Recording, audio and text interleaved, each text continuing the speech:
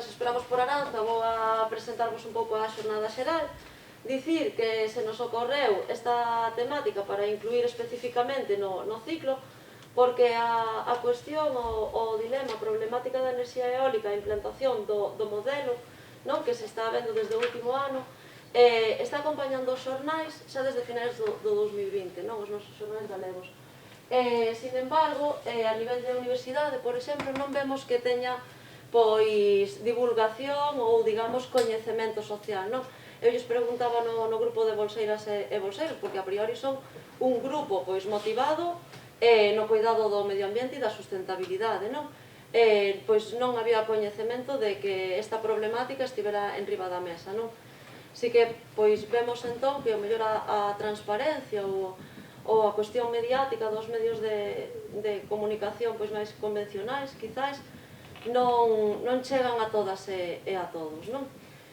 Pois, partindo diso e sendo coñecedoras tamén da cuestión da enerxía eólica, da transición ecolóxica xusta que nos encontramos, da necesidade da descarbonización, de diferentes cuestións que ao final sí que fan moi necesarias as enerxías renováveis e fan moi necesarias saber como esas enerxías renováveis se poden implantar, pois, no caso que nos atinxe a nós, as galegas e galegos, e que opcións de equilibrio e de sustentabilidade podemos ter. Sí que é certo que o anterior, o maior desenvolvemento da enerxía eólica, que está moi desenvolvida en Galiza, pois comezou a mediados dos anos 90, 95, 97, se foron implantando unha serie de parques eólicos e as súas infraestructuras auxiliares pois intensamente hasta o 2008, máis de 3.300 megavatios. Despois, os compañeros que son máis especialistas nos darán o mellor cifras máis concretas, estas son así en termos xerais. E a partir de aí quedou como estancado hasta este momento. Coincidindo co confinamento, 2020 a mediados finais do ano, empezaron a tecerse así redes sociais de información, de buscar acceso á información dos proxectos que se estaban a aprobar, moitas veces sin un coñecemento cidadá ou técnico incluso, a partir de aí desencadeou en movilización social, en moito traballo dos especialistas, das institucións e dos grupos de investigación especializados, isto é porque hai diferentes axentes, digamos, interesados na cuestión. Esta enerxía eólica, como decíamos, como medida de sustentabilidade de enerxía limpa e renovable, está o cambio climático diante de nós, obxectivos comuns que haberá que paliar e como podemos atinxir a iso. Non sei se vos parece que empecemos xa coa presentación de... Tiñamos primeiro a Carmen, así rapidamente, vale? Vos a presentar as 4 persoas e as 4 colectivos que temos, que xa tedes aí na foto, pero por aliente está Carmen Molejón, despois aliente a rede estatal Alianza Energía e Territorio, vale? A continuación temos a Xavier Simón, que é do Observatorio Galego de Enerxía Eólica. Entonces é un grupo de investigación que teñen moitas consultas e moito traballo a nivel galego. En terceiro lugar temos a Fins Eirexas. Fins forma parte da Asociación Ecologista Dega, que é unha das máis de 175, perto de 200 entidades, colectivos, grupos de afectados, movimentos naturalistas, ecologistas, ambientais en xeral, que forman parte da Coordinadora Galega Eólica Simón. E en cuarto lugar estará Aranza González. Ela é veciña de Aranga e forma parte, é a voceira da plataforma Aire Limpo nas Mariñas. e mandeo.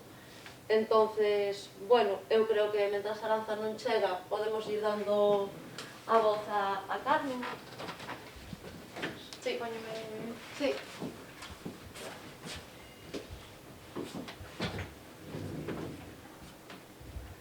Unha pregunta, algún problema por facer algunha foto ou vídeo?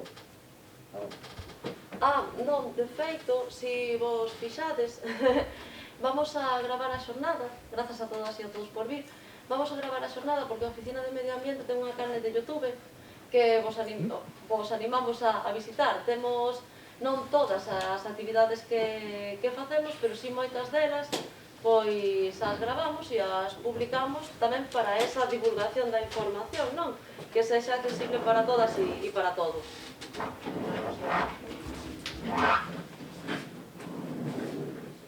Sí, guardaba, sí. Vale. Que a xente diso.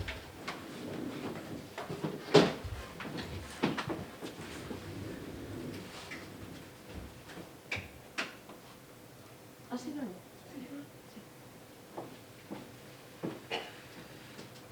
Bueno, en primer lugar, moitas gracias á oficina por a invitación para participar desta mesa redonda e como falache Verónica, eu creo que é moi importante que en espacios como a universidade se traiga un tema tan importante como a da enerxía eólica e a da transición energética que temos que transitar, cuestionándonos que modelo estamos seguindo e se ese é o modelo que nos vai axudar a resolver o problema que temos entre mans.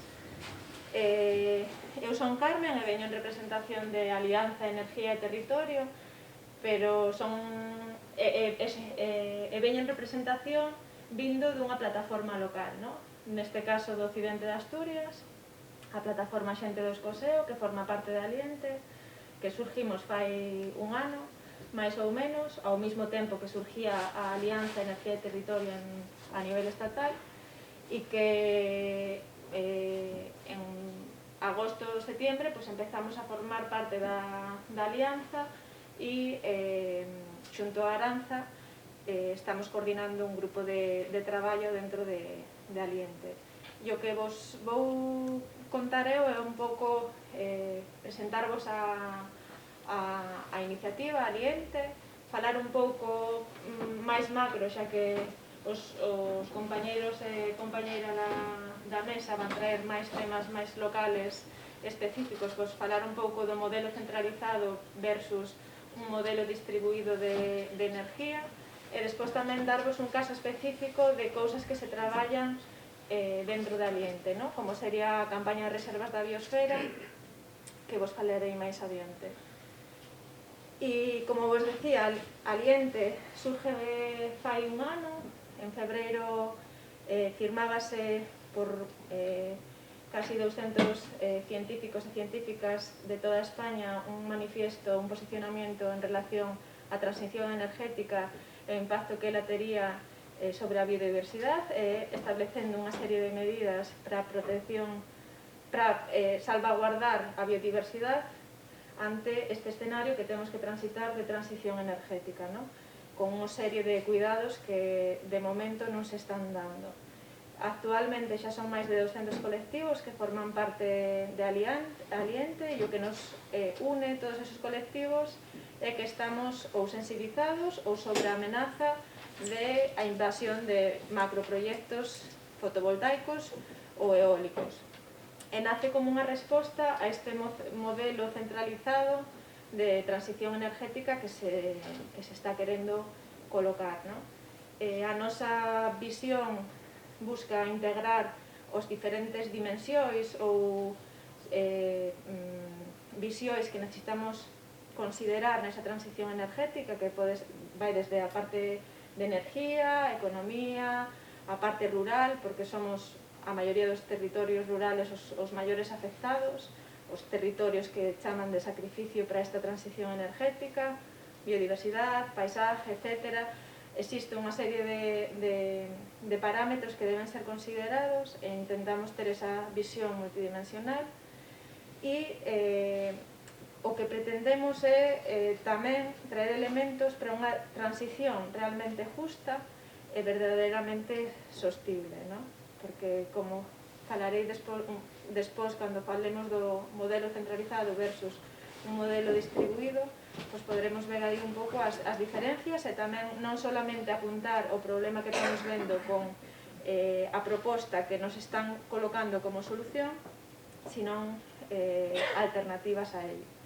E a nivel de organización, Alianza traballo con diferentes grupos de traballo, desde biodiversidade, empleo, salud, jurídico, comunicación, etc., que nos coordinamos a través de unha coordinadora, ¿no?, que se formarían parte os coordinadores desos grupos de traballo. Por exemplo, Aranza e eu coordinamos o das reservas da biosfera, e temos unha asamblea mensual que é o punto de encuentro entre os diferentes colectivos e de toma de decisións, discusión, etc. E para un colectivo que nace ante esta amenaza e que non sabe nada, como nosotros non sabíamos antes de ser conscientes da amenaza que sufríamos no territorio, pois é un paraguas que nos trae informacións ou recursos importantes, ¿no?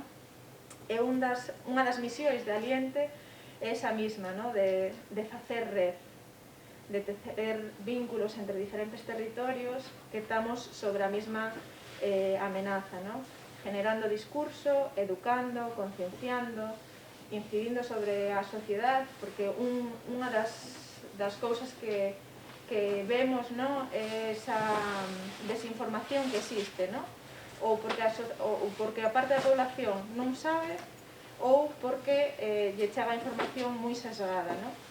Entonces, esa é unha parte ben importante, además de poder visibilizar outras alternativas que non están sendo debidamente promovidas, e incidir políticamente para intentar cambiar bastante o rumbo da política que se está seguindo hasta o momento, ¿no? Eso a nivel de misión e a nivel de ferramentas, pois na página web tedes todos os recursos que temos, ¿no?, hasta o momento, e que vai desde campañas para promover alegacións, con modelos de alegacións, con a posibilidade de que colectivos locales poñan aí as súas alegacións para que outra xente de outros territorios tamén podan alegar, diferentes moratorias que se están en marcha, como a das reservas da biosfera, a moratoria das renovables en Andalucía e en Castilla-La Mancha, tamén un traballo de incidencia a nivel da fragmentación, que é unha práctica fraudulenta que é moi típica en este tipo de proxectos, e o rechazo aos proxectos de interés común que ven desde Europa e que son parte desta política de transición energética. Tamén hai outros recursos como estudios sobre o impacto que ten a eólica sobre a salud, con un compilatorio de artículos científicos que detallan un pouco cuáles son os impactos en términos de ruido, contaminación lumínica, etc. Os abusos tamén que os propietarios e as propietarias sufren, ¿no?, por a desinformación e por contratos que son con prácticas abusivas. Tamén hai un análisis interesante sobre ello. E non solamente a parte negativa, ¿no?, sino Aliente tamén nace con ese espírito propositivo. Entonces tamén ten recursos de así sí, ¿no?, principalmente vinculados ás comunidades energéticas, desde un mapeamento, identificación de necesidades, unha hoja de ruta municipal de como implementar esas comunidades energéticas, ou peticións de como transpor o chamado paquete de invierno en búsqueda da eficiencia energética. E bueno, como falaba Verónica na introdución, o contexto no que vivimos é moi complexo, ¿no?, porque é a composición, ¿no?, a tormenta perfecta de cambio climático, necesidade de descarbonización, agotamiento de recursos naturales, pérdida de biodiversidade e unha transición energética que temos que facer. Entonces, eso de antemano. O que estamos vendo é que Europa está apostando por un modelo centralizado y por unha estrategia de energía, de un mercado común de energía, ¿no? Donde detrás de eso, a través dos proxectos de interés común que foron votados o mes pasado, se está promovendo que certos países europeos señan os exportadores de energía. En este caso, pues, España sería un deles, con o seu sol e con os seus ventos, ¿no? De forma que seña un territorio de sacrificio para manter a industria centroeuropea. E para mostrar un pouco en datos ese lobby eléctrico que temos, ¿no? Ese gráfico mostra o reparto do mercado fotovoltaico en Europa, ¿no? E vemos que en España a franja azul é a franja de os proxectos a gran escala. Entonces, a maioría das placas fotovoltaicas que temos en España son nun modelo centralizado, que serían os da foto da dereita. Mentras que a franja en verde, que é moi pequeniña en España, sería un modelo distribuído. Un modelo donde a produción se fai donde se ten o consumo, ¿no? Con unha promoción grande de autoconsumo. Eso vese tamén en términos de quen posee as infraestructuras de electricidade, onde están principalmente en mãos privadas, e aí vemos, somos conocedoras desas puertas giratorias que van e vienen a lo largo de... Esto é a alarma das citas. E as puertas giratorias que ten este lobby, ¿no? E algúns datos que mostran tamén esa baixa aposta por un modelo distribuído, pues están aí, ¿no? Que España ten 140 veces menos tejados solares que en Alemania. Según Alemania ten máis de 1 millón de tejados, pues en España apenas son 10.000, ¿no? E está toda esa burocracia, ¿no? Para legalizar e facer a instalación dese autoconsumo, desde tamén as trabas ou as injustas compensacións dos excedentes que se consumen, e despois tamén ese dato, ¿no? Que mostra os 100 millóns que se invirten nesta parte frente aos 3.500 millóns que se invirten nun modelo centralizado de grandes macroproyectos eólicos ou fotovoltaicos. E bueno, en términos de impactos, a min gústame explicarlo ou estruturalo, ¿no? Con que este tipo de industrias o que fan no territorio ten un impacto sobre o medio, de pérdida de hábitat, de impacto sobre o patrimonio natural, paisajístico, cultural, etc. Un impacto sobre as persoas que viven nese territorio, porque a súa calidade de vida vai disminuir, no caso da eólica por ruido, contaminación lumínica, exposición a campos electromagnéticos, etc. E despois tamén ten un impacto sobre as oportunidades socioeconómicas da xente que habita ese lugar. E se combinas esas tres nun territorio rural, o que che dá é despoblación. Eso, por un lado, son os impactos, que se socializan con toda a xente que vivimos ali. En cambio, os beneficios son de grandes empresas. O que estamos vendo, por exemplo, a nivel local, no territorio no que eu habito, é que por cada 10 megavatios esas empresas facturan casi 3 millóns de euros ao ano. E o que están ofrecendo por esos 10 megavatios de potencia instalada dun complejo eólico son 15.000 euros. Aí ves o espolio e para quen van os beneficios, ¿no? E os costes revierten na factura que pagamos, ¿no? A nivel individual. E outro punto que queremos traer, ¿no? É que se nos está vendendo este modelo como el de la solución, sin cuestionamientos.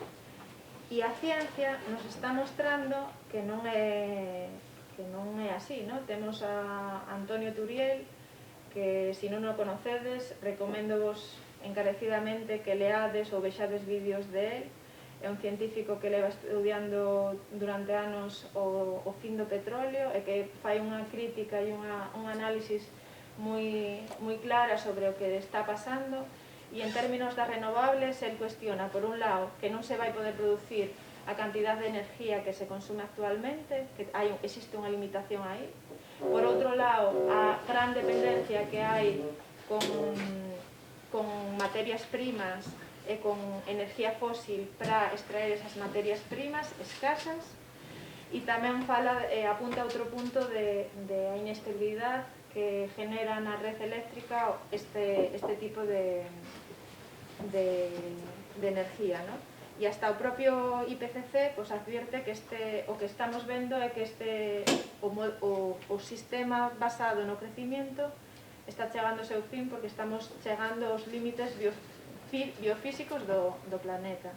Entonces, ante este modelo, as nosas reivindicacións desde Aliente é buscar estrategias para a reducción do consumo, para un uso eficiente da enerxía, promovendo o autoconsumo residencial, urbano, industrial, e promover tamén o uso de zonas degradadas e non zonas naturales, e que as plantas a gran escala teñan unha ordenación, unha planificación e unha participación ciudadana, cousas que estamos vendo que están faltando no proceso e que estou segura que van salir ao largo da mesa. E que os fondos públicos señan destinados a usar a enerxía como un ben común, e non como unha mercancía ou como algo para ter unha rentabilidade financiera. E desde logo, vale, un minuto máis, sin problema, o que está claro é que esta transición energética necesita un cambio de paradigma. E xa finalizando, quedanme 2 diapositivas, un caso concreto que é a campaña de reservas da biosfera, que se lanzou a finales de diciembre, e, bueno, as reservas da biosfera son espacios declarados por a UNESCO donde se busca mostrar un modelo novo de relación entre o ser humano e a naturaleza. Hai 56, creo, en toda España. E que está pasando? Que moitas delas estamos sobre a amenaza dos macroproyectos energéticos. Entonces aí o mapa que vos mostro é da Plataforma de Defensa da Cordillera Cantábrica, e en azul vedes as reservas da biosfera. Os puntos azules son proyectos en tramitación e os rojos os existentes. Entonces, este do occidente de Asturias é onde é a reserva da biosfera Río e Boscos e Terras de Burón, e desde a de Mariñas de Coruñesas e Terras de Mondeo, Terras do Miño, e a de Río e Boscos e Terras de Burón, pues estamos fortemente impactados, e ante eso houve unha serie de incidencias feitas por o Sindicato Labrego Galego e por personas individuales aquí desta reserva da biosfera, e o Consejo que regula as reservas da biosfera pediu un estudio científico para, vamos a estudiar cuál sería o impacto sobre isto. Entonces, desde Aliente, o que buscamos é, en vez de eu ir pedir por a miña reserva da biosfera, pois dixemos, por que non facemos algo conjuntamente como Aliente? Entón, creamos un grupo de traballo no que estamos coordinando Aranza e eu, e o que estamos pedindo nesta campaña, nesta moratoria, nesta campaña é unha moratoria científica para que non se avance con ningún proxecto enerxético hasta que este estudio teña feito. Además de que as propias entidades gestores toman un papel activo nese estudio e se posicionen. A campaña está en andamento, tedes toda a información aí na página web, e moitas gracias aí por a atención. Moitísimas gracias.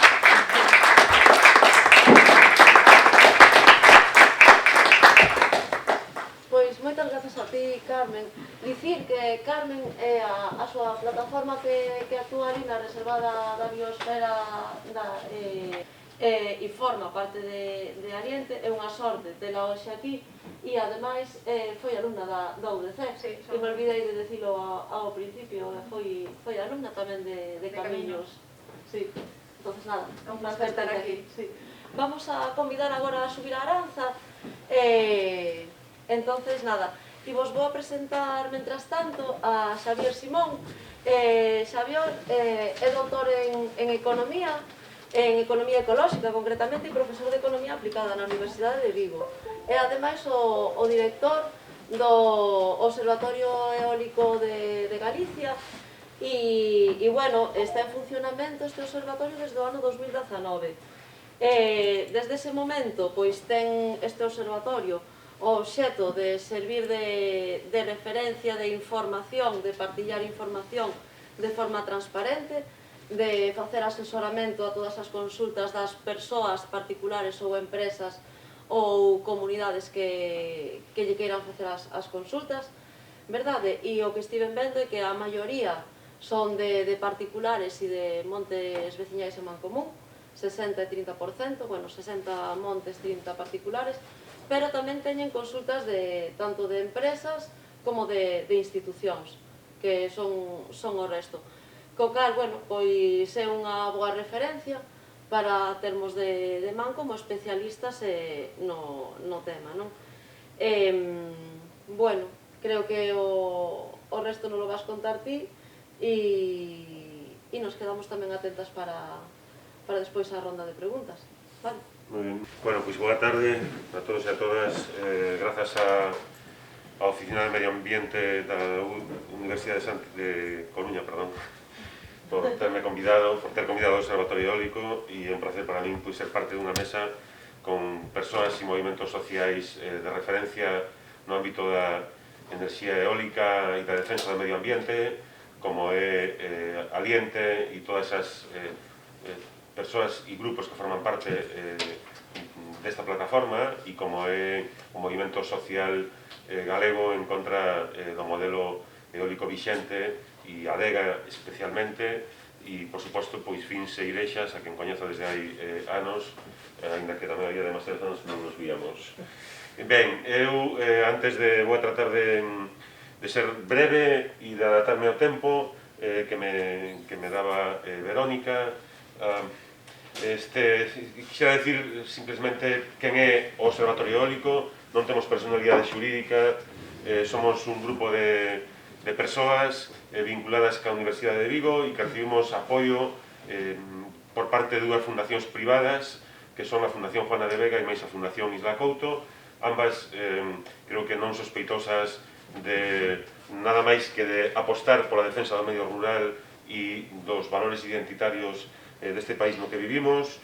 E nós, os que formamos parte do observatorio, pois somos profesores e profesoras da Universidade de Vigo, dunha entidade pública, e somos libres para pensar e para expresar o que consideremos mellor en función do noso coñecemento. Entón, levamos 20 anos detrás, casi 20 anos detrás da enerxía eólica e do impacto que ten no medio rural, aínda que, como moi ben dicía ela, o observatorio existe desde o ano 2019. Intentamos ter unha visión ampla, a pesar de que somos economistas, e incidimos sobre todo no que é o significado institucional, social e económico da enerxía eólica, preocupándonos tamén por cuestións ambientais e de efectos sobre a saúde, como comentaba Carmen antes, pero o noso interese fundamental é sobre o impacto institucional, dicimos, social e económico. Analizamos, polo tanto, a configuración, a política que configura o impulso das enerxías renováveis e tratamos de coñecer que impacto ten isto sobre o entorno social e económico. Non discutimos que a enerxía eólica é importante para producir electricidade verde, pero pomos en cuestión algúns dos proxectos que se desenvolven e a forma en que se poñen en marcha como consecuencia do que consideramos un impacto marxinal positivo no medio rural. Pensamos, como dicía Carmen, que A enerxía eólica, a diferencia da fotovoltaica, a enerxía eólica ten unha característica significativa e única, e é que, si ben hai tellados en María Pita, na praza de María Pita, aquí onde podrían porse placas solares, e en moitas cidades non hai ninguna cidade que teña un parque eólico, nin tan siquiera un aeroxerador. Por lo tanto, a enerxía eólica, a diferencia da fotovoltaica, se instala, sobre todo, únicamente no medio rural. E o medio rural é un medio con unhas particularidades importantes desde o punto de vista da súa configuración, pero tamén das problemáticas que se enfrentan. Nos vimos dicindo desde hai moitos anos que a enerxía rural debería ser unha oportunidade para a transformación do medio rural, para que o medio rural deixera de ser un lugar que perde poboación de forma constante e crecente, para ser un lugar con un futuro diferente, porque de repente descubrimos que o medio rural tiña unha riqueza nas súas montañas, ao principio, e agora incluso nos vales, perto das casas, que é a forza do vento. Entón, nos consideramos que esa foi unha oportunidade que ata agora se perdeu, pero loitamos, traballamos e temos a esperanza de que a través da acción colectiva sexamos capaces de modificar esa configuración das políticas por lo tanto, ao servizo das comunidades rurais, ao servizo das persoas que viven no medio rural e non do medio rural, tamén incluso, e das comunidades locais en xeral, ese ben tan importante que temos, que non sabíamos que tiñamos, que temos para producir só electricidade renovable, que non enerxía, non? Porque, como moi ben dicía Carmen, as nosas necesidades enerxéticas superan a produción eléctrica, van máis alá da produción eléctrica, e sen dúbida que quizáis o proceso de sustitución total entre renováveis e combustibles fósiles non é posible.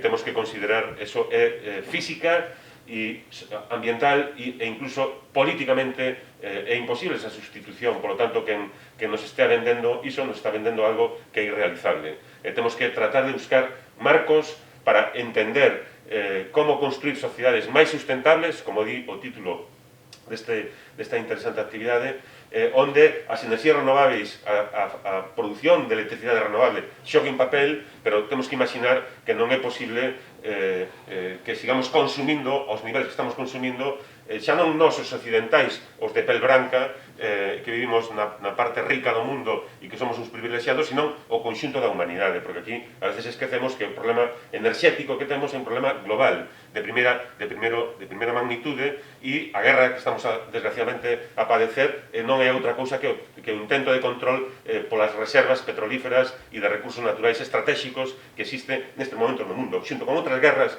neste sentido, non? Por lo tanto, é pouco todo o que podemos facer para tratar de reconstruir un modelo de vida, un modelo económico diferente ao que temos, non? Entón, este é o contexto no que modestamente traballamos, no que intentamos establecer canles de comunicación con outros e con outras, aportando algo desde a economía ecolóxica, e intentando fortalecer alternativas que existen, non? Entón, eu non vou a falar de moitas cousas, vou intentar centrar en dúas, que son unha, a economía, o diñeiro que fica no medio rural e, sobre todo, para os propietarios, e dous, algo que é moi importante nun ámbito como o galego, e é que pasa ca miña terra, non? Que efectos ten isto sobre a miña terra, sobre as miñas propiedades, e como se defenden os meus dereitos. Sei que isto é moi reducido, estes dous aspectos, quedan moitos a marxe, pero despois, quizáis nas dúas seguintes intervencións, ou despois no diálogo, podemos falar de outras cousas, de acordo? Entón, a enerxía eólica en Galicia no ano 95 non existía, de acordo? No ano 95 e no ano 2019, por primeira vez, a enerxía eólica ten máis potencia instalada nos nosos montes do que megavatios nos nosos ríos, e por primeira vez tamén nese ano o que ocorre é que a produción derivada da enerxía eólica supera por primeira vez a produción de electricidade dos grandes encoros e dos pequenos, da hidráulica. Isto é un feito paradigmático, e o que pasa a partir do 2019 xa todos o coñecemos, é que isto vai seguir crecendo, non? A hidráulica vai deixar de crecer e a eólica vai crecer. Aquí temos tres fases moi claras, que son unha ata 2008-2009, o parón e o que está ocorrendo na actualidade. De acordo? Entón, eu voume referir moi brevemente a estes aspectos falando da política da política que permitiu ese forte crecemento, ese acelerado crecemento con esa pendiente que nos está marcando a liña azul, por que parou e por que hai ese repunte, non? Desde o punto de vista económico e institucional. Ben, e esta é a produción, non? Xemos que o ano de maior produción de enerxía eólica en Galicia foi o ano 2020, curiosamente, non? Foi o ano da pandemia, onde todo se parou, onde todo se colapsou, os nosos parques eólicos galegos, bueno, que están no territorio galego, que non son nosos, porque non son públicos, nin comunitarios, pois foi cando máis produciron, en términos de megavatios hora, ou de xigavatios hora, como está aí, non en términos económicos, porque en términos económicos, curiosamente, o que pasou foi isto, non? O que pasou foi que o 2020, a pesar de ser o de maior produción, foi un ano de pouca facturación, pero o ano 2021, este pasado, no que baixou a produción en términos de megavatios hora, a facturación duplicou. Fixamos que pasa de ser aproximadamente sobre 550 millóns de euros no ano 2020 a ser casi 1.200 millóns de euros. Hai que ter en conta, temos que ter en conta unha cousa, e que a diferencia, vou dicir unha burrada seguramente, pero nas Pontes de García Rodríguez, para que produciran enerxía había que palear carbón, non? E o carbón había que compralo e había que pagalo. De feito, unha das razóns polas que está paralizada e se vai desmontar é porque había que meter carbón, que é cada vez máis caro, e ademais hai que pagar unha taxa polas emisións. No vento non hai que pagar nada, de acordo? O vento sopla, e se sopla, producimos, e se temos demanda, non la compran. Entón, quero decir con isto que temos que entender este negocio como un negocio que cambiou moito desde o principio ata a parte do final, na súa configuración, porque ao principio o que ocurría é que os parques eólicos eran non eran competitivos con outras formas de producir enerxía e necesitaban que os nosos impostos financiasen esa produción, entón recibían un tanto por cada megavatio que producían e vendían todos os megavatios hora que obtiñan, non?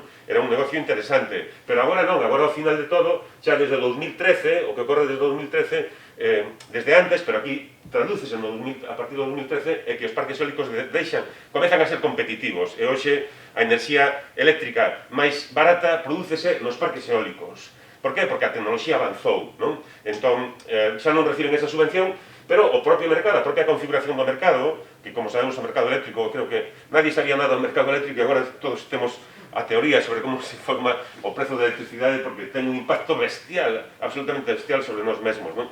Pois provoca iso, non? Entón, a cuestión é disto canto queda, non?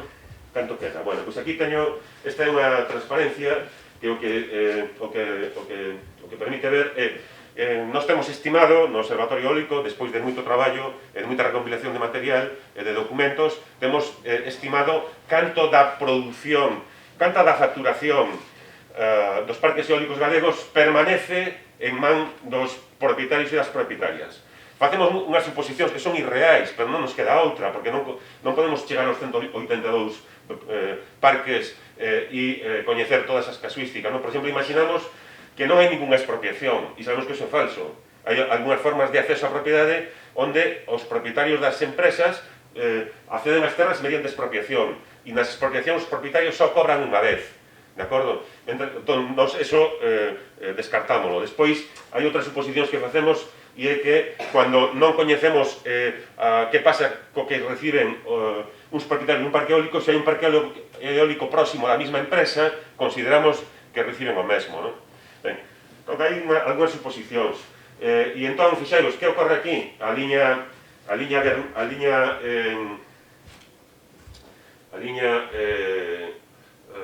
ver se digo ben, a liña azul é a cuantía total que reciben os propietarios e propietarias de parques eólicos en Galicia desde o ano 98 ata o ano 2021 e vai desde menos de 2 millóns de euros ata aproximadamente algo máis de 12 millóns de euros, non? E isto canto representa, e que nos decimos é 12 millóns de euros canto representa en relación co que facturan os parques eólicos, moito ou pouco, non? Canto de supone, pois estamos vendo que ao principio chegou a representar un 2,5%, é a liña vermella que se mide na parte de alá, o 2,5%, despois caeu e nos anos de maior crecemento da eólica sitúase alrededor do 1,5%, nos decimos só o 1,5%, nos anos finais parece que crece e no ano 2021 pega un baixón de tal forma que é o ano que non nos representa, de acordo?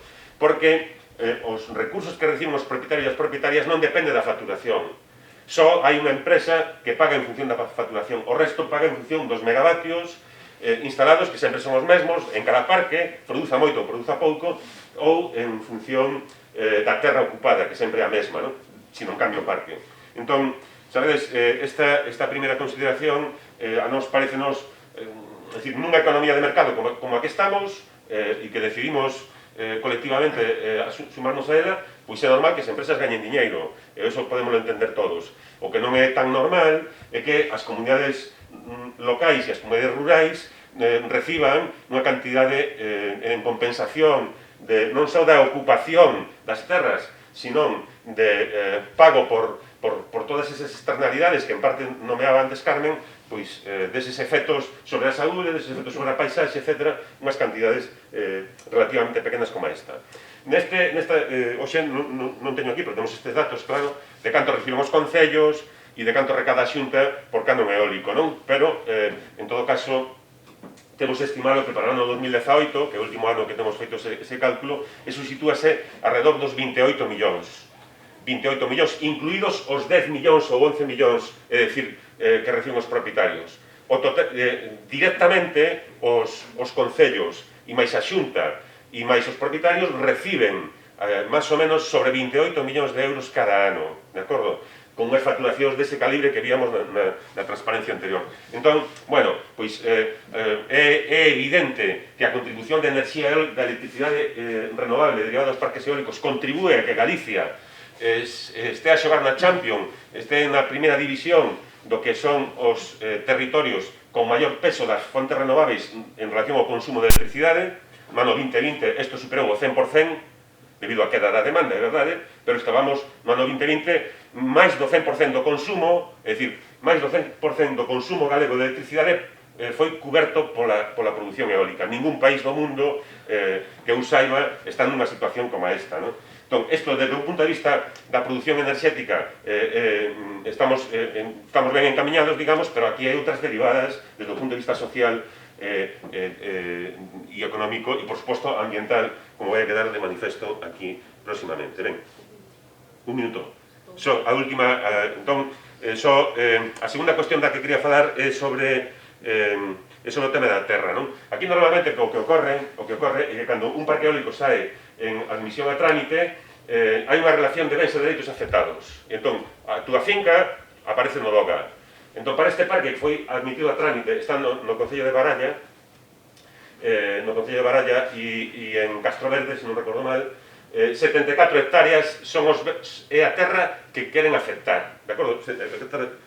Pola que queren pagar, ou que queren expropiar, porque un parque eólico é declarado de utilidade pública, 74 hectáreas. Sin embargo, este parque ten unha afección, os parques eólicos provocan un cambio na calificación urbanística, que ven establecido por estes criterios que aparecen aí que non comento.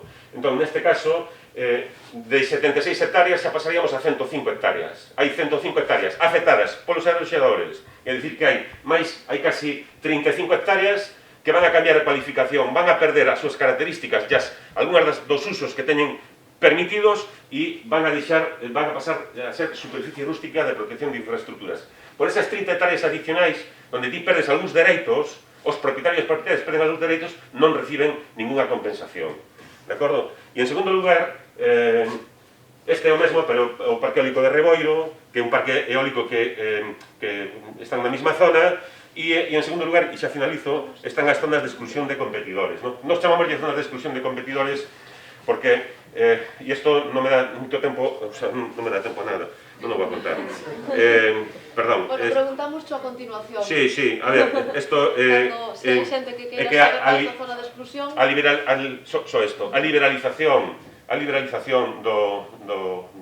da política eólica en Galicia, que ocurriu a partir do 2017. Antes do 2017 o goberno galego saía e decía: o ano que ven quero instalar 100 megavatios, vamos a recibir ofertas e competimos. Non, a partir do 2017 o primeiro que peta na porta do conselleiro e consigue que lle admitan un parque eólico a trámite, o que fai é exclúe a terceiros.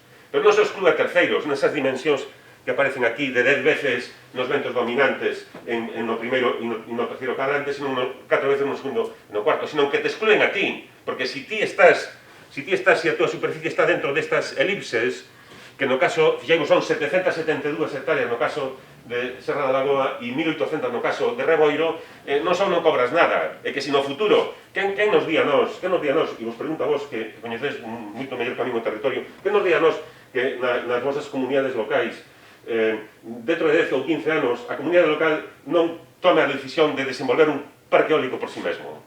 Podría ser, por que non? Pois isto impide-o, sabedes? Só se podría facer coa autorización da propia empresa. Entón, esa liberalización o que fixo foi acelerar a chegada de novos proxectos para ser o primeiro que pongo punto no mapiñas, como nos enseñabas tú, no caso galego, e, polo tanto, aquí, fixaigos que non se ve moi ben, pero non se poden solapar, eles fan de solapamento, non? Eses parques só coinciden en 60 hectáreas, só en 60 hectáreas, teñen perfectamente repartido o territorio, e nesas 60 hectáreas seguro que a primeira empresa lle dan unha autorización por escrito á segunda. Bueno, xa está. Aquí teño as críticas ao sistema, que creo que son moi interesantes, pero que xa non me dá tempo a... De prensa internacional.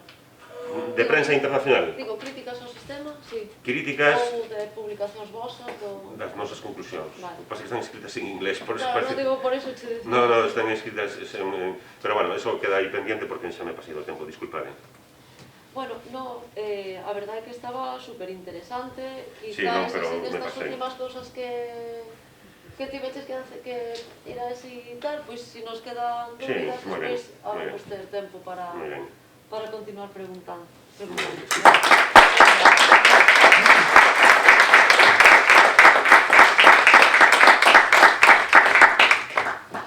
Pois nada, fins non vai a ter presentación, vale. sí. Vale. Sí. Entonces nada, moitas grazas, Xavier, e agora lle damos paso a Fins. Fins Eirexas é o secretario técnico de ADEGA. ADEGA é a Asociación para a Defensa Ecolóxica de Galiza e é unha asociación, bueno, é unha entre as máis casi 200 que forman parte da chamada Coordinadora Eólica Asinón. Vale, dentro desas 200 ou case 200 entidades, pois non só están asociacións ecoloxistas ou ambientalistas, senón que tamén hai pois plataformas de veciñas, de veciños, de afectados, sindicatos, agrupacións culturais tamén, patrimoniais, non? Porque tamén o tema eólico lle chamamos aquí sustentabilidade ambiental, pero entendendo o medio ambiente tamén como o patrimonio, non? A conservar tamén cultural e natural. Ben, a coordinadora, despois o mellor nos conta un poquinho máis Fins, pero empezou simplemente pois a tecerse unha rede por conexión do boca a boca entre pois, persoas afectadas e persoas interesadas na conservación da natureza, principalmente, non? E con bastante pois, oscurantismo na recollida nos medios de comunicación convencionais, non? Polo que se viu. Iso desembocou en máis de 130 colectivos no primeiro chamamento que se fixo de grande movilización, que se fixo coincidir no Día do Medio Ambiente, do ano 2021, o 5 de xuño, no Obradoiro. Sí que foi pois, un momento pois, decisivo, non? Para continuar a andanza e fomentar e promover a conexión social, que tamén era un mecanismo que nos comentaba Xavier, non? De a forza que podemos ter como persoas para cambiar o sistema, non? Se foron sumando máis colectivos hasta ser agora mesmo casi 200, non? Se pasou o 22 de decembro por outras movilizacións comarcais coincidindo co Día das Montañas, non? Facendo un pouco ese cuidado do noso terra, dos ecosistemas naturais. E aínda a semana pasada, o 23 de marzo, se achegaron ao Parlamento a facer as peticións de transparencia no acceso á información. Entonces, bueno, Fins, si nos contas un pouquiño máis sobre todo isto e da actualidade. Podes poñer a luz esta... Ai, sí, por suposto, é verdade, que ten un ensaia... Un pouco mellor e que me deixades tamén. Sí, desculpa, sí. Bueno, como dicía Verónica, esta iniciativa colectiva surdiu da necesidade. Por unha banda estaban plataformas de afectados e afectadas, tamén había grupos locais, e por outra estábamos as organizacións, como no caso de ADEGA e outras grandes organizacións ecologistas do país, como a Sociedade Galega de Historia Natural, o Grupo Hábitat aquí en Coruña, e moitas outras que xa levamos traballando moitos anos dentro da Federación Ecologista Galega, pois, e que viñamos desenvolvendo tamén un labor de avaliación e de crítica ao centrándonos neste caso na problemática eólica, o actual modelo eólico, pois esa necesidade fixo que organizacións que en principio non casaban demasiado ben, con intereses localistas ou de propietarios e propietarias, outros ecologistas, outros de carácter máis de gremial ou productivista, como as comunidades de montes, ou incluso pois en defensa do patrimonio histórico e ecolóxico, nos uníramos todos para poñer de manifesto que, bueno, que está desvendo xa, que hai un problema importante co desenvolvemento da enerxía eólica en este país, e buscamos puntos en común, mínimo común, e querimos poñelos en riba da mesa e traballar en esa dirección, non? Entón, partindo da idea de que o desenvolvemento eólico neste país ten un problema, temos un problema nós con ese desenvolvemento eólico, hai, de feito, o modelo entendemos que é fondamentalmente lesivo para os intereses sociais e tamén ambientais, dos que falarei un pouco agora. Coincidimos en que o problema non, é dicir, a cuestión non é o que, non? Estamos a favor das enerxías renováveis, claro que sí, parece un pouco unha contradicción que un colectivos de fonda tradición ecologista se opoña a desenvolvemento de enerxía eólica. Non é así, realmente non nos opoñemos a que a enerxía eólica teña, e todas as enerxías renováveis, unha maior presenza para que esa transición enerxética se produza dende as fontes fósiles ás renováveis, mas esta transición ten que ser xusta socialmente. Tampouco hai problema, por suposto, sustentable ambientalmente. Tampouco hai problema co cando. Esta transición enerxética, se algo levamos ditos colectivos ecologistas casi predicando no deserto durante 40 ou 50 anos, en algúns casos, como é o da ADEGA, pois é que hai que facelo para antonte. Até hai prácticamente 15 días ninguén acreditaba no fenómeno do cambio climático, son 4 científicos e media dúcia de colectivos ecologistas pirados, non?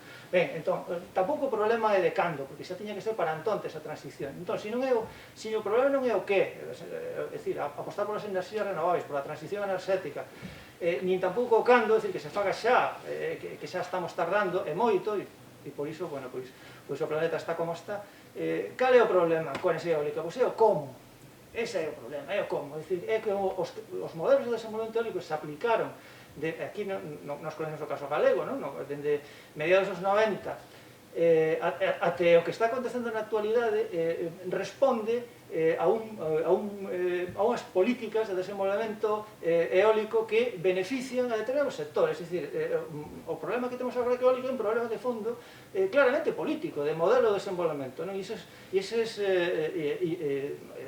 eses modelos de desenvolvemento detrás teñen, está sabendo agora claramente, intereses do oligopolio eléctrico, intereses empresariais, intereses económicos, intereses do capitalismo, e ese é o problema realmente. Entón, nós queremos mudar o modelo de desenvolvemento eólico para cara a outro máis xusto socialmente e sustentable desde o punto de vista ambiental. E agora vou intentar justificar por que dicimos que este desenvolvemento eólico é perverso, se produciu de costas á cidadanía e de costas ao medio ambiente. Pois non temos máis que acudir, por exemplo, ao DOGA, e avaliar como foi o desenvolvemento normativo da enerxía eólica neste país até o momento actual. Xa deu unhas cantas pinceladas Xavier Simón, e eu quero somente aportar 4 ou 5 datos, centrándome sobre todo na problemática ambiental que trouxe consigo determinadas normas que se aprobaron neste país. É dicir, nas eivas que ese modelo causou ao medio ambiente, bueno, tamén referireime ás cuestións sociais e económicas, pero sobre todo ao medio ambiente. Mirade, antes de 1995 non había ninguna planificación eólica, non? De repente, en 1995 se aproba o primeiro decreto eólico que regulamenta o aproveitamento da enerxía eólica en Galiza. Ben, unha cousa é a norma, que rese o desenvolvemento normativo, neste caso, da enerxía eólica, e outra cousa é a outra norma que ten que ter consigo para desenvolver precisamente esa planificación normativa e trasladarla ao territorio. E esa norma é o Plano Sectorial Eólico. así como a norma legislativa do decreto eólico se aprobou en 95, o primeiro decreto eólico en 95, houve que esperar 2 anos para que tamén se aprobara esa planificación territorial que implementaba, que trasladaba a enerxía eólica sobre o mapa do noso país, é dicir, dicindo de que xeito, en que lugares se iban a desenvolver esas áreas de desenvolvemento eólico nas que actualmente se están construindo parques eólicos. Ben, pois, entre eses 2 momentos, en aproximadamente 2 anos, xa se adxudicaron a dedo por parte da administración, por parte da Xunta de Galiza, uns 2.800 megavatios, ou sea, hai instalados alrededor de 3.800 megavatios nos nosos montes, uns 2.800 megavatios que supoñen o 75% da potencia eólica instalada total até 2019, é dicir, nun momento temporal moi curto entre 95 e 97, xa se adxudicaron, xa se repartiron o pastel 10 empresas que coparon o 75% da potencia eólica que se ia instalar até 2019. A min eso me rincha bastante. Onde está a concorrencia competitiva? Como se cociñaron ese reparto? Ben, pois nos despachos da Consellería de Industria con os representantes das primeiras 10 empresas que iban a presentar planos eólicos empresariais para os que posteriormente, no 97, cando se aprobou o Plan Sectorial Eólico, se lles acomodou en esas áreas onde se iban a permitir eses parques eólicos. Ben, como quedaba a cuestión da protección ambiental? Pois en ese primeiro decreto eólico xa se recollía que os espazos da Rede Natura, por decreto, eran compatibles co desenvolvemento eólico. Non se cuestionou que podía haber impactos sobre determinadas áreas, justamente nun momento, mediados finais dos anos 90, donde se comezaba a trasladar ao ordenamento xurídico estatal a Directiva de Hábitats, a Directiva que se aprobou na Comisión Europea no 92, e que o Estado español, precisamente tamén polo 95-96, trasladou o seu ordenamento xurídico. E a Xunta, finalmente, no 99, pois aprobou unha listaxe provisional de zonas que iban a ser declaradas posteriormente LICS e CEPAS. Ben, facendo, bueno, pois ouvidos sordos esta necesidade de integrar nunha planificación, deste caso sectorial, da enerxía eólica, a protección ambiental, sobre todo da Rede Natura, que daquela xa estaba sendo trasladada ao ordenamento xurídico español, o que fixo a Xunta foi decretar, por decreto, que eran compatibles. Sen máis, como resultado, pois sabedes que aconteceu, por exemplo, na Serra do Sistral, que acubilla hábitats de moitísimo valor, sobre todo as zonas hábitats higromorfos, turbeiras de distinto tipo, e que precisamente son chave para loitar contra o cambio climático, porque non sei se sabedes que as turbeiras e determinados hábitats húmidos capturan até 3 veces máis carbono que os bosques maduros, e ademais ese carbono o estabiliza, non se volve a liberar outra vez, e se se destruen esas turbeiras, perdese a capacidade de almacenamento, que é clave para mellorar a resiliencia dos ecosistemas frente ao cambio climático, e ademais de perder esa capacidade de almacenamento, liberense enormes cantidades de CO2 á atmosfera que estaban atrapados en eses espazos. Por lo tanto, a conservación das turbeiras e en xeral dos humidais é algo que os ecologistas reclamamos como unha das principais vías para loitar tanto pola vía de resiliencia como pola vía da captura de carbono contra o cambio climático. Ben, se nos desfacemos deses ecosistemas naturais que nos prestan uns servicios ecosistémicos enormes, purifican a auga, aumentan a fertilidade do chan, pois son a cubillo de biodiversidade, pois non só nos estamos pegando un tiro no pé, así de claro, na loita contra o cambio climático. Bueno, pois en esas zonas de turbeiras da Rede Natura que a Xunta tiña que protexer, porque xa o Estado español incluiu unha proposta provisional de zonas da Rede Natura no 95-96, no 95 para ser exactos, o 7 de decembro, pois o que fixo a Xunta é declarar a compatibilidade por decreto. Bueno, pois na Rede Natura non pasa nada se poñemos estes millos de feito, pois o Sistral acumula 630 megavatios, un 54% da potencia instalada dentro de toda a Rede Natura Galega. A Rede Natura Galega era territorio de sacrificio para as eólicas, non? É dicir, non se podían facer determinadas historias, non se podían levar adiante determinados aproveitamentos, como é lógico, porque é unha zona de importante valor, onde os valores naturais teñen que ser o primordial, pero sí que podían meter a man as eólicas, e de feito o fixeron e a saco. Ben, e isto, para que isto aconteceu, nos 2 primeiros anos, isto ven, de onde veñen estas lamas? Pois veñen dos pós que aconteceron entre 95 e 97, cando a Xunta deu vía libre a copar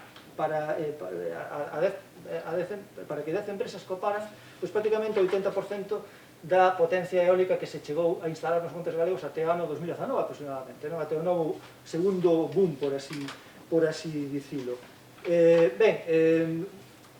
Posteriormente, en 2002, modificouse o plano sectorial eólico para introducir determinados cambios. Por certo, en esa modificación de 2002, sabedes que a Entrada de Natura propouse en 2004, pero xa había unha declaración provisional anteriormente, da Xunta no 99 e do Estado no 96. Ese plano sectorial eólico que se modificou, inicialmente aprobado foi no 97, esa modificación se fixo en 2002, tamén incluía o seguinte parágrafo, e o vou a ler textual porque é o que se nos presentou os grupos ecologistas no documento de avaliación ambiental, que, por certo, despois non podemos, é imposible consultar o texto completo do plano sectorial eólico, porque non é accesible, incluso a propia administración pois recoñece que non quere dalo, non o ten, para nós foi absolutamente imposible, e daquela tamén estaba no observatorio no Consello Galego de Medio Ambiente, se nos presentou ali, se nos presentaron uns documentos parciais, non totais, e foi imposible para nós acceder ao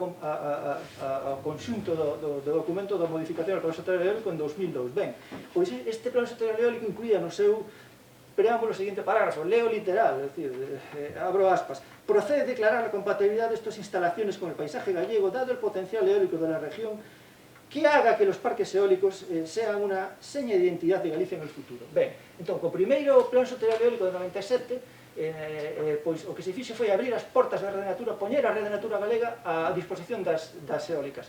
Coa modificación que se fixe en 2002, o que se fixe é poñer a paisaxe galega, o resto das paisaxes que podían ser de interese, a disposición tamén das eólicas, declarando outra vez por decreto a súa compatibilidade, non? É dicir, pois, como se a Xunta declarara que mañán o sol se chama Lourenço e en lugar de sair por o leste vai sair por o oeste. Vale? Ben, así, absurdo, non? Bueno, absurdo non, é dicir, toda esta planificación ten un objetivo, cal é? Pues, beneficiar lógicamente a determinadas empresas en detrimento do medio ambiente e dos intereses públicos en xeral, pero tamén de ciudadanía, dos propietarios, comunidades de montes, etc.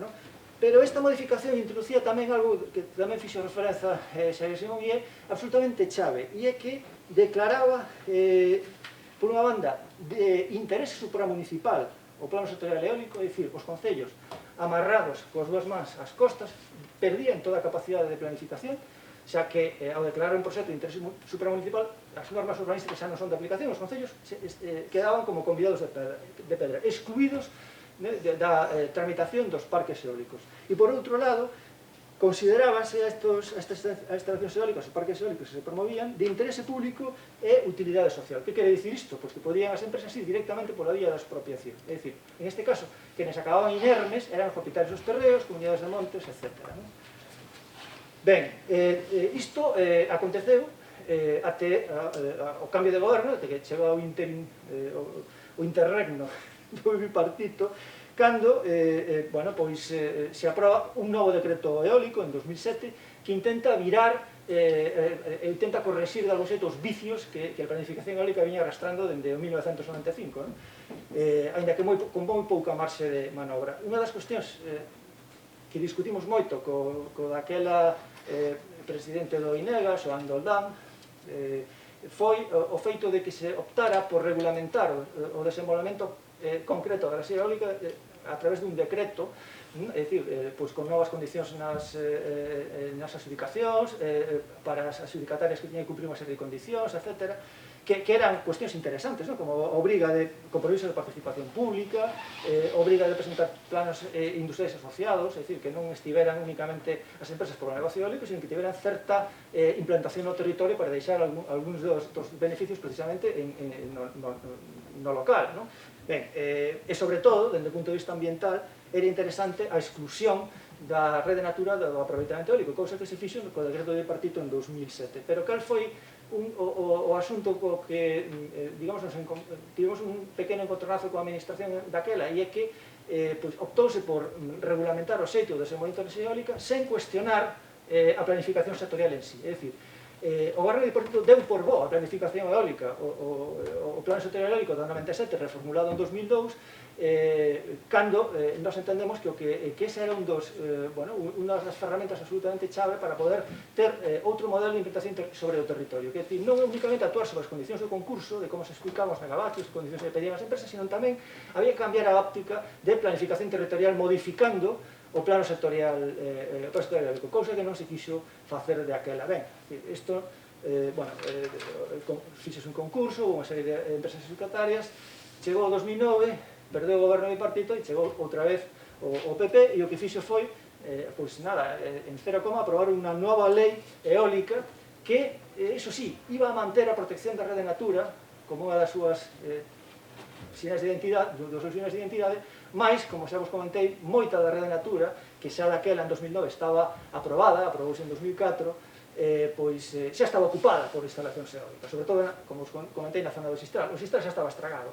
Entón, os restos íbanse a proteger. Na rede natura non se podían facer novos aproveitamentos eólicos. En fin, trouxo a nova lei eólica, ademais de herdar a protección da rede natura, trouxo un novo modelo, abriu a porta, digamos, a actualización dos parques eólicos que estaban quedando antigos, mediante a idea do repotenciamento. Se promovía que os parques obsoletos cambiaran as máquinas vellas por máquinas novas, mantendo máis ou menos a potencia con unha pequena modificación,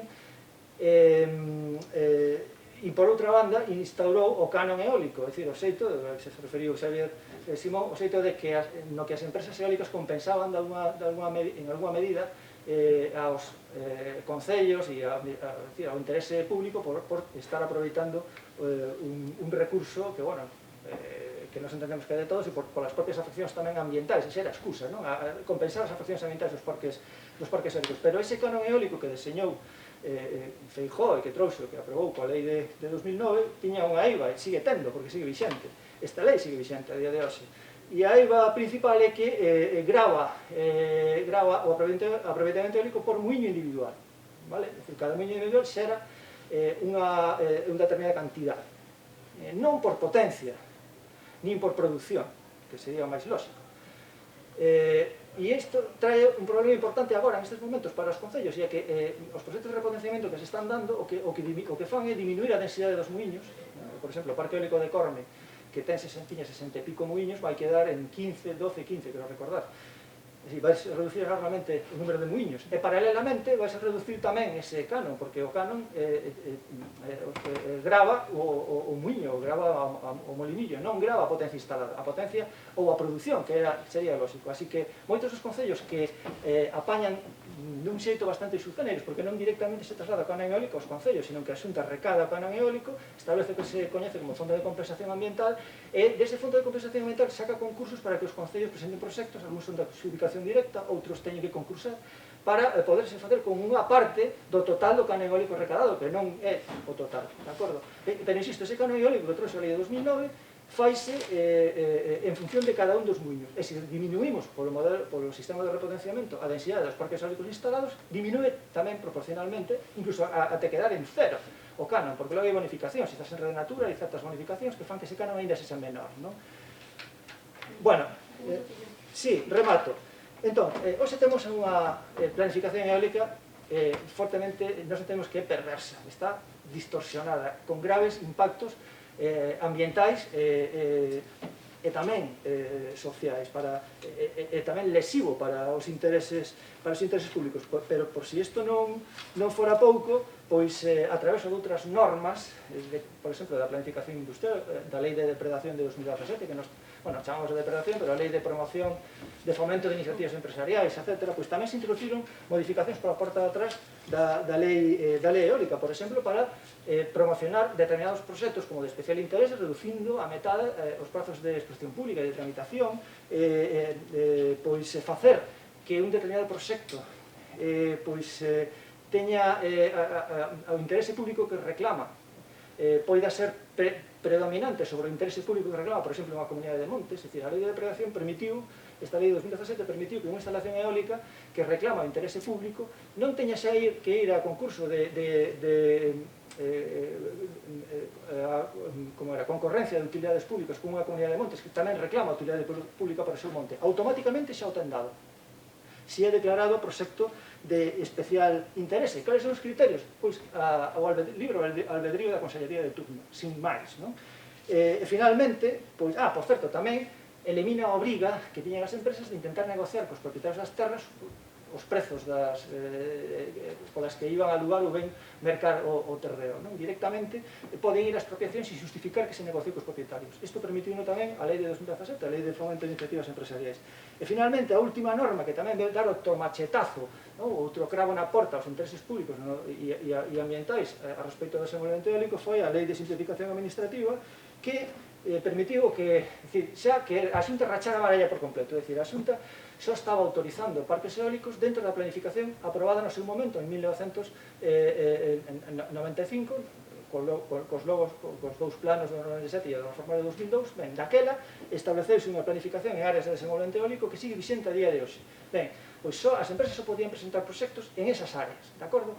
Ben, pois a Xunta xa rachou completamente a varalla e na lei, a través desta lei de simplificación administrativa permitiuse a sí mesma autorizar proxectos cos criterios que lle interesaba a ela, evidentemente, proxectos eólicos que se desenvolveran fora das áreas de desenvolvemento eólico. E, curiosamente, o que está facendo a Xunta é denegar aqueles que presenta empresas e que tramita o Estado, como sabedes, pola lei eólica son aqueles que teñen máis de 50 megavatios, esos tramitados o Ministerio, os que teñen menos tramitados a Xunta, pois a Xunta está informando negativamente de proxectos que tramita o Ministerio porque quedan fora das áreas, total ou parcialmente fora das áreas de desenvolvemento eólico, mentras arrógase a través desta modificación legislativa que modificou a lei eólica da lei 925 de simplificación administrativa, arrógase a potestade de autorizar ela mesma parques eólicos incluso fora das áreas de desenvolvemento eólico. Ben, non sei a que vos sona todo isto a vos, remato xa, moitas gracias Verónica, a mí sonaba un xogo de trileiros.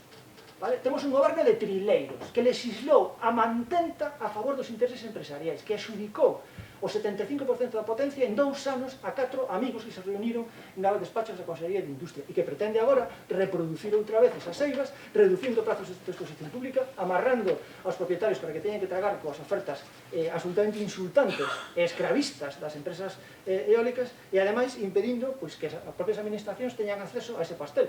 Abriremos despois no debate, gustaríame tamén falar desta cuestión, e é que por que o vento, a enerxía do vento non é de interese público? Por que? Porque sí que son os recursos minerais que son propiedade do Estado explotables a través de concesións, por que o son os recursos hidráulicos, é dicir, propiedade do Estado, de todos nós e todas, explotables a través de concesións, por que o espazo costeiro é público, explotable privadamente mediante concesións determinadas con un tempo finito, e o vento, e a enerxía do vento, pois non é de ninguén, señores e señoras, non é de ninguén. A Xunta pode adxudicar, en este caso mediante unha autorización, non unha concesión, unha autorización a un parque eólico e que se estende ad infinitum. Mentre a empresa teña vontade de explotar ese terreo, esa autorización sigue en vigor, non caduca nunca.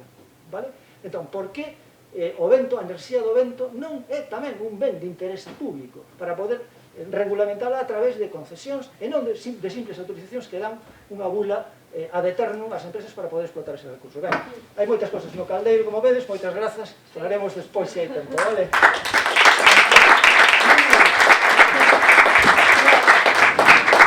Moitísimas grazas a ti, Fins, mi madre. Temos moitísima información sobre a mesa. Entón, grazas Aranza. Mentras Aranza vai probando a poñer a súa presentación, pois contovos. Aranza González é veciña de Aranga, de Fervenza de Aranga, e está afectada aos seus terreos familiares. Aí está. Non sei se se entrará por rato aí. Se pode, sí. Esta se ve afectada en primeira persoa pola implantación do macroparque Monte do Gato, se chama. Ela ten un proxecto de vida 100% rural, verdade? Tanto para ti como para a túa familia, e o cal está percibindo que é incompatible coa implantación destes muiños e máis as infraestructuras accesorias, que non son só tamén muiños o que atinxe a enerxía eólica. Bueno, pois nada, vainos a falar da súa plataforma que se chama Aire Limpo nas Mariñas Mandeo, bueno, deste movimento veciñal, de como xurdiu, da historia até a actualidade e, bueno, pois das cousas que fostes conseguindo no camiño, das dificultades e das... Mira, que Jaime xa se estaba acercando. Dalle. Bueno, non sei. Ai. Espera. Agora sí, non? Hasta a primeira. Nada, eu simplemente son unhas imaxes de apoio. Non reduce máis, non? Bueno, Xa está, nada, así chega perfectamente. Nada, sin problema. Nada máis é que só traigo pues eso, unhas imaxes de apoio que además despois de tanta información e tanta gráfica eu fixen a prisa e correndo, pero creo que tamén vai a ser así un pouco máis lixeiro.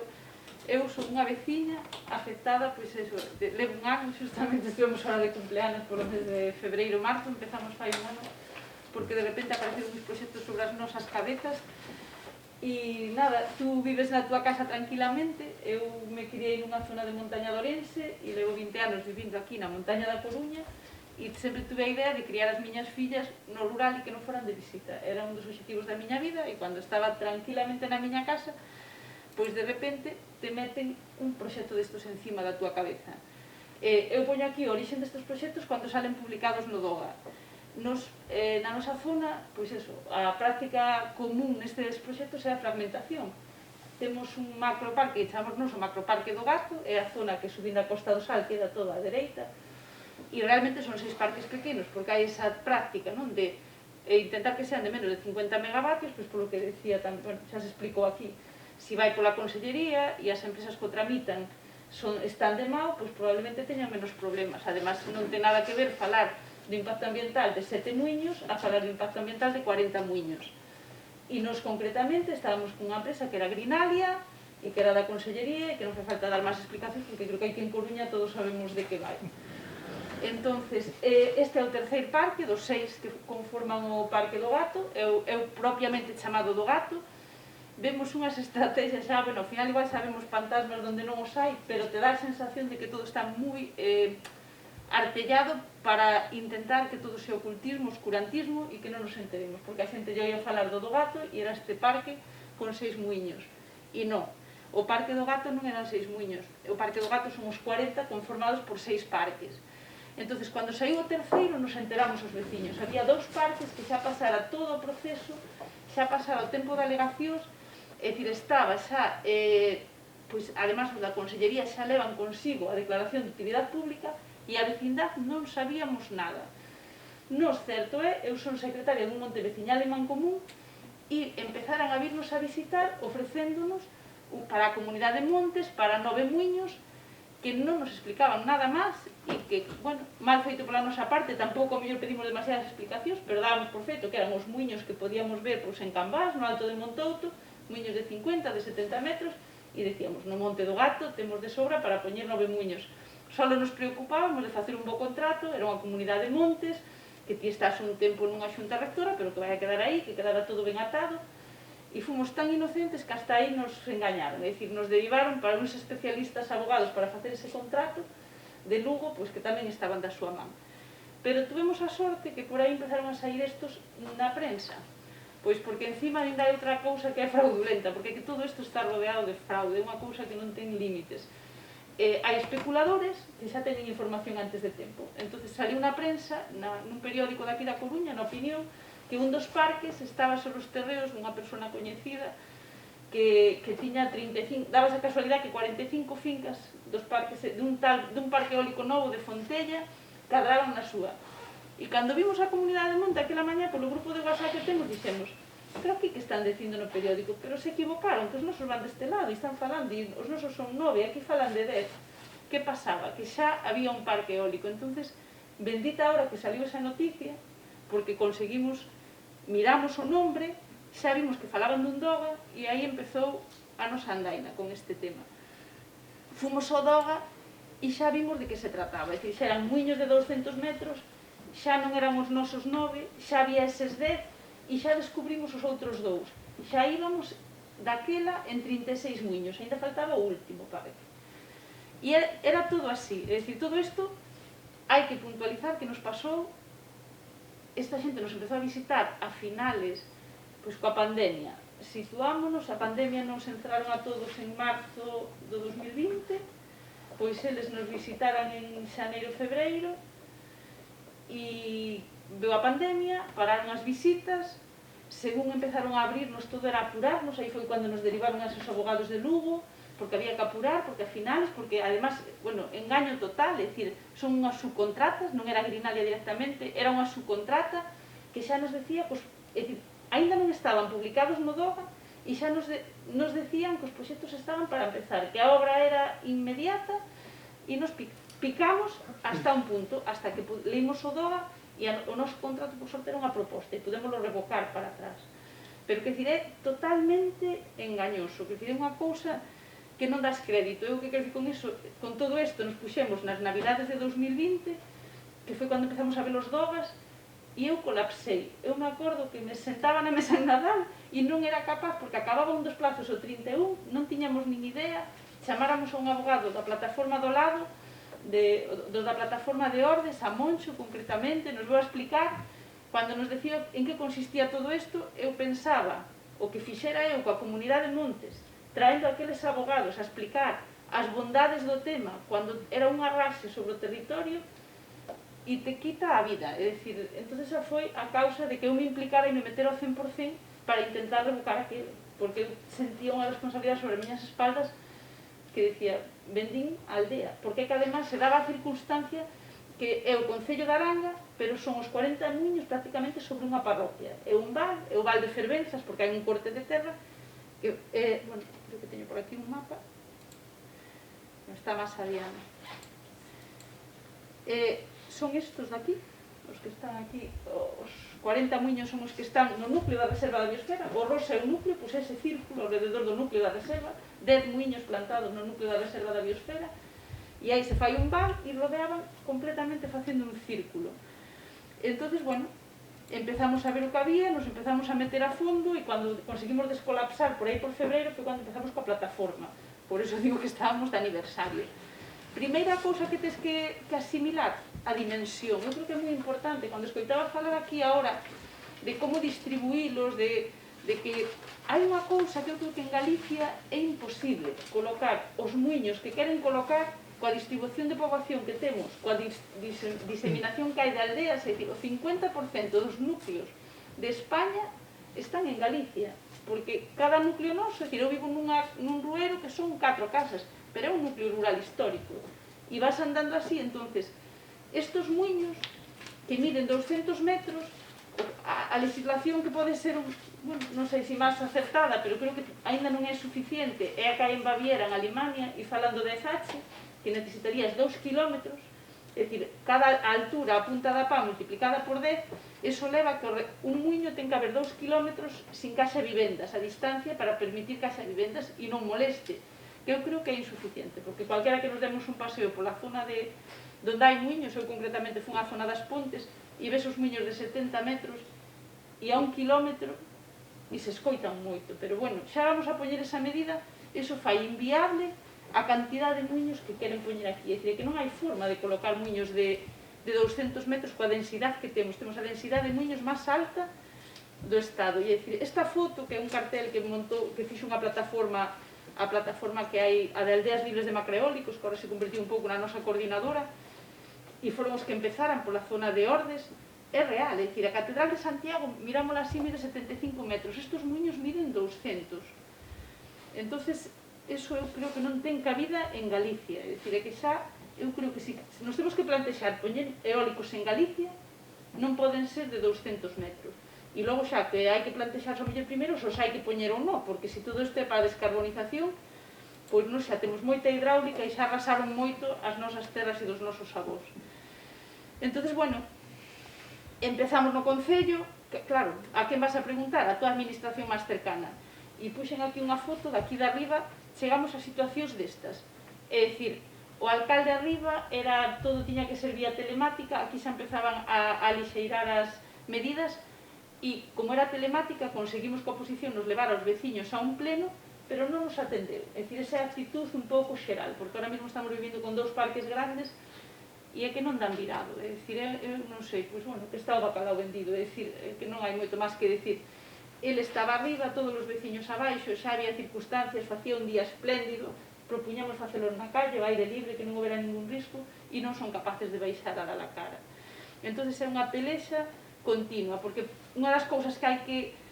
Parece, ahora, claro, escoitamos toda esta información aquí, pero entender o que é ser un afectado é dificilísimo, porque eles hai como toda unha estrategia montada para que afectado é o que lle pagan, porque é o que vai a falar a empresa, porque é o que lle quitan o cacho da terra, pero claro, se falamos duns muiños de 200 metros que estamos dicindo que afectan a 2 kilómetros de onde vives, afectado é toda a poligonal e se sale da poligonal.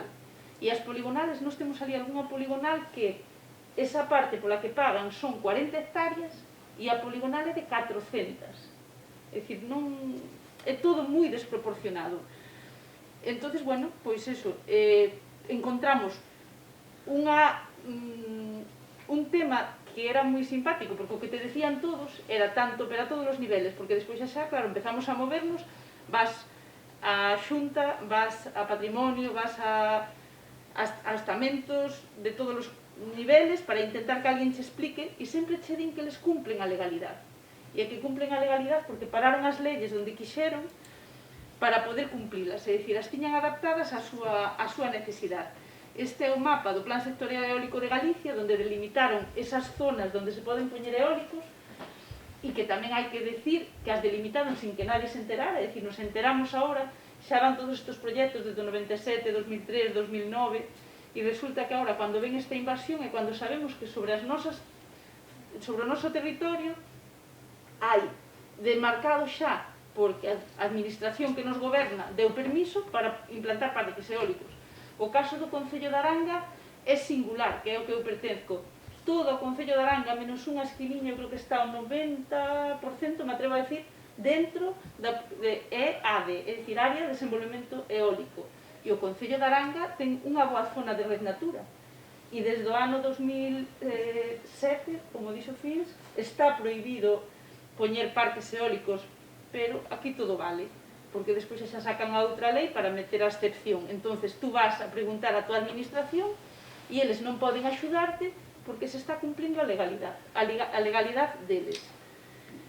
Entonces, bueno, pois eso, hubo, pois aquí nós temos outro tema moi sangrante que foi as brañas do Deo, é dicir, que é o mismo, a zona do Monte do Gato arriba é braña, e hai unhas brañas que estaban dentro da ampliación da red natura, son estas brañas. Este mapa é toda a Reserva da Mariña Coruña, da Reserva das Mariñas Coruñesas, Terras do Mandeo, por aquí nace o río Mandeo. As reservas teñen que ter unhas zonas, é dicir, se crea unha reserva porque hai unha zona dun alto valor que hai que conservar, ao rededor hai unha zona que ten que proteger esa, e logo hai outra zona de transición, que sería o rosa, o amarelo e o laranxa. Pois o rosa son as brañas do Deo. E como podedes ver, é onde van os muiños todos. Hai 10 muiños implantados no núcleo da Reserva da Biosfera. E sei que cumplen a legalidade, porque tamén xa se encargaron de que as reservas da biosfera non teñen nada que cautele. É dicir, nos din que son títulos nobiliarios. Entonces, as cousas de alto valor ecolóxico, a definición que lle dan eles a unha reserva da biosfera, todos vemos eses carteles cando vamos polas carreteras, e tú date a sensación que entras nunha reserva e que aí hai unha zona que ten un valor e que terá unhas proteccións. Pois non, as reservas da biosfera son títulos nobiliarios. Claro, que pasa? Que dentro hai zonas protegidas, pero tamén se dá a casualidade que a reserva da biosfera nosa, a de Coruña, esa zona non a chegaron a declarar zona CEC. É dicir, quedou en ampliación de red natura. Son as brañas do Deo, que xa levamos ao Parlamento, que vos digo, ao principio, bueno, además xa estaban os grupos políticos traballando nelas e retomáronas. Porque se ao principio quedamos bloqueados, todo ese cabreo o convirtese en forza para ir a donde faga falta. É dicir, ahora mismo sí que estamos no punto que é a donde faga falta. E entonces, bueno, pois eso, estas zonas que tiñan, se fora reserva da biosfera, pois mitad deses eólicos xa non cabían, nin eses, nin os daqui, os da Cova da Serpe, que tamén é zona núcleo, e que tamén está no caixón da ampliación de Red Natura. Entón, te das conta, vas vendo todo o que perdes con estes eólicos, pois o ruído, bueno, é que aquí creo que non procede, perdes o valor do teu territorio. Hai unha cousa que impresiona moito, é dicir, dinche que hai estudios que perdes o 30%, pero tamén nos dixeron que cando veñen eles a firmar, ese 30% ganan eles antes de facer o proxecto. E as empresas pequenas, esas firmas lle valen para ir ao banco e cos avalen. Entón, é unha pérdida real. E eles, en canto consiguen esa declaración de utilidade pública, o primeiro que fan é inscribir esas poligonais dentro no rexistro da propiedade, é dicir, o que perdes ti ganan eles. Entón, claro, eso non se pode saber, aí descubres por que hai tanto ocultismo, porque nos teñen moi adormentados, estamos nunha época pouco crítica, pero en Galicia, si sabes que se moven os marcos, hai problemas, que é o que nos queda a nos informar e que a xente sepa que lle veñen a quitar do dele, é dicir, isto, as plataformas, pois podemos ser máis ecologistas, outros menos, pero somos os veciños, e é a defensa do territorio dos veciños, porque nela integramos cazadores, porque sabemos que tamén hai un efecto vacío sobre a caza, e é o que decimos, hai cousas que a veces comulgas, outras non, pero aquí temos unha cousa sobre todo que é defender o territorio. Despois xa xa cada un pois as súas cousas, é dicir, encontras cousas de valor, é impresionante, é dicir, todo ten parte boa, isto tamén o ten, pois eu descubrín que esta flor que hai aquí é o algodón dos pantanos, que o temos ali no medio dos eucaliptales, é dicir, que se poden deseucalitizar zonas e recupera as especies que están aí, e que é un dos meus obxectivos, é dicir, as brañas do Deo van a quedar sin eucaliptos, e antes os vía, me doía o corazón, pero non sabía por onde empezar. Con isto estou descubrindo por onde empezar e por onde acabar. Temos a Torre de Teodomiro, que é un ben patrimonial que estaba aí perdido e que iban a descatalogar. Chegamos a patrimonio e nos dixeron que era un error. A día de hoxe xa está xeolocalizado, conseguimos que un arqueólogo non lo xeolocalizara e vai a ter unha zona de cautela, nos queremos que sea máis amplia, e neso é no que estamos peleando ahora mismo. Si son os 200 metros, si son 4 kilómetros. Montamos as plataformas, ven o momento das alegacións, as alegacións aí é cando os veciños empezan a funcionar, xa empeza a haber reunións, ahora mismo, esta foi cando foron as nosas do Monte do Gato, ahora mismo estamos con 2 parques gigantes que hai sobre a zona de Curtis, e o movimento que hai veciñal é impresionante. Temos ahora o problema hoxe que tiña pola mañá é que están colapsados os rexistros dos concellos de Mesía, Curtis, que ten 2, Aranga, é dicir, está todo en liña na Diputación e se colapsan todos, sabes? Porque están todo o día registrando alegacións. Pois eso eu creo que é unha demostración de que estes parques eólicos non poden ter un mes para as alegacións, é dicir, cando as empresas ten 2 anos pagando ya técnicos, nós temos un mes para facer as alegacións e logo metelas en rexistro. Cando a xente se entera e se informa, hai miles de alegacións. Xa o demostrou a xente de Monfero, e agora nestes 2 parques a verdade é que se está montando un rebumbio moi gordo, e é unha das cousas que queremos. Levantaremos hasta ante notario, porque as alegacións que hai hoxe nos rexistros xa nos dicen que hai que acabar o 5 de abril e que non dan entrado. Entón, xa vante cambiando os problemas. Tamén queremos chegar ás vilas. Aquí estamos na Coruña, é unha das cousas que me gustou vir a este foro para chegar a outro tipo de público, porque senón a veces nos cerramos demasiado nos nosos círculos. Hai banderas en María Pita, e é importante porque as afeccións directas son nosas, pero hai afeccións indirectas que tamén son das vilas. Bueno, a da biodiversidade, acabamos de sair dunha pandemia e sabemos que é o que conserva a saúde, xa para empezar. Xa é que xa seas máis ou menos sensible, a saúde ten moito que ver coa biodiversidade. Entonces, hai outra que descubrimos outro día, falando nesta ronda no que estaba falando Carmen, de intentar implicar a xente nesa moratoria da Reserva da Biosfera. Acabamos falando co alcalde de Cambre. E qual foi a nosa sorpresa? Que descubrimos que o nacemento do río Barcés e o nacemento do río Mero nacen os 2 en 2 proxectos de parques eólicos a día de hoxe, o Parque Eólico Legre e o Parque Eólico de Meirama. Eses 2 ríos abastecen Cecebre. Cecebre abastece a área metropolitana da Coruña, e sei que o máis preocupante que abastece a Estrella Galicia, que intentou facer cerveza noutros sitios e se non é auga do embalse de Cecebre, cambia de sabor a cerveza. Entonces, hai afeccións que ao final pois tamén son importantes, aínda que é máis importante as casas e as vidas das persoas, pero hai que ir ao que fan caso. Entón xa se montan redes máis grandes, buscamos formas para financiarnos ante as negativas das administracións, nos sumamos a Aliente e xa vamos facendo cousas máis técnicas, porque unha das grandes, eu creo, o que eles non sabían é que están poñendo en contacto a unha xente que se está escapando. E é que hai xente con... Claro, o que non nos axuda a administración, técnicamente aparece xente por todos os lados axudándonos. E entonces se están creando grupos, pois ahora mismo sai un parque eólico, en cuanto se publica, é dicir, hai xente que está lendo varias personas, o DOGA todos os días, o BOE todos os días, e sale pola mañá, á noite xa temos este mapa de Google onde cada un sabe onde lle cae o muiño. Da mañá para a noite. Aos 3-4 días hai unhas alegacións que se empezan a copiar e a circular. Desas xa empezas a facer versión para cada sector.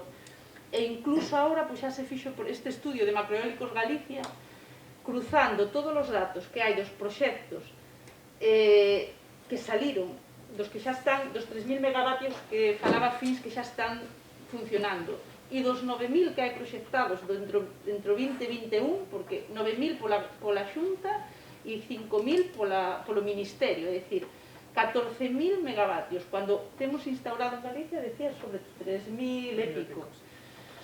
E en un ano e pico van 14.000, é que a dimensión, de verdad que neste caso é unha cousa, pois todos esos proxectos se cruzan os datos con capas oficiales da Xunta de patrimonio, de turismo, de agricultura, de poboación, e hai un estudio feito por xente, está coordinado pola plataforma de Monfero Dinón, pero que participou xente incluso de fora de Galicia, e que sacamos datos, bueno, tedes a páxina web, se poñedes a páxina web de Monfero Dinón, vos leva a este estudio, e que salen datos que salen a relucir pois as cousas, por exemplo, que decía ele, que a Red Natura hai 2.522 aeroxeradores dentro de Red Natura, que o Camiño de Santiago, pois que o 12,17% do Camiño de Santiago, que debía ser intocable, está dentro de Red Natura,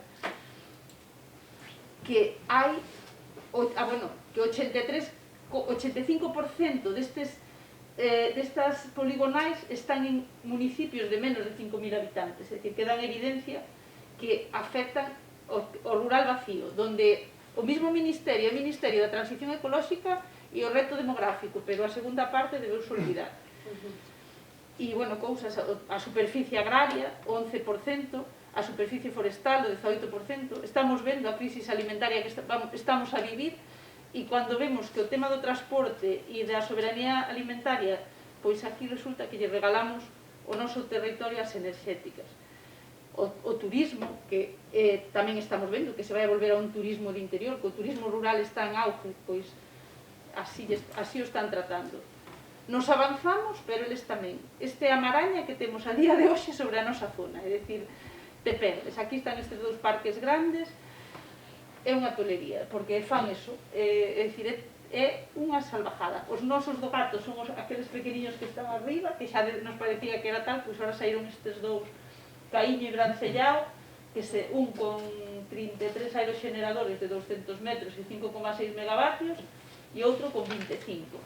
E se meten, aí sí que fixe un traballo moi bo o técnico de Mesía, e descubrimos por que as barbaridades, é dicir, hai un punto que a distancia, o que falamos, a densidade de poboación fai case 500 metros. Entonces, se tú faz eso, quedan moi poucos ocos vacíos.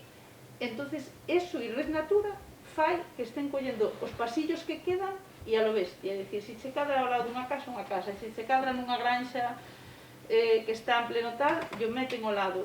Estes dous parques vamos, tremendo. De feito, pois o que vos decía, estamos incluso conseguindo, unha das cousas que sempre pedimos e nunca aconteceu é que se poña en diante, que serían os que tiñan que tirar e a ciudadanía ir detrás, claro está, porque somos os interesados, as administracións non o fan, pero nestes 5 parques estamos un pouco conseguindo que a forza da xente os move. E eu creo que ese é a gran conclusión que quero deixar. Temos a manifestación este sábado e é que as enerxías son renovables, os territorios non o son, e a xente agora está empezando a ver que isto é un ataque aos seus territorios, e que non os vai a deixar. É dicir, que son empresas moi grandes, serán multinacionales, teñen os proxectos tremendos e teñen a administración do seu lado, pero o territorio, hoxe por hoxe, é da xente. E hai que defendelo. E é da xente que ten o registro da propiedade e os territorios son de todos, porque todos disfrutamos Galicia. Eu creo que quen non ten unha aldea ou quen non necesita sair a tomar o aire e darse un paseo. Entonces, pois, bueno, eu o que vos pido, se podeis apoiar cando toque, porque isto é largo. Esa é outra das cousas que me dixeron a min, que eu, cando empecé en isto, decía, onde está a pedra para trancar isto? E me dicían, Aranza, son moitos paus, moitas pedras a ir trancando, e isto é moi largo, e é así. Entonces, hai moitas oportunidades para apoiar, e que a xente sexa consciente, que se informe, e que no que poida, que nos apoie. Nada máis.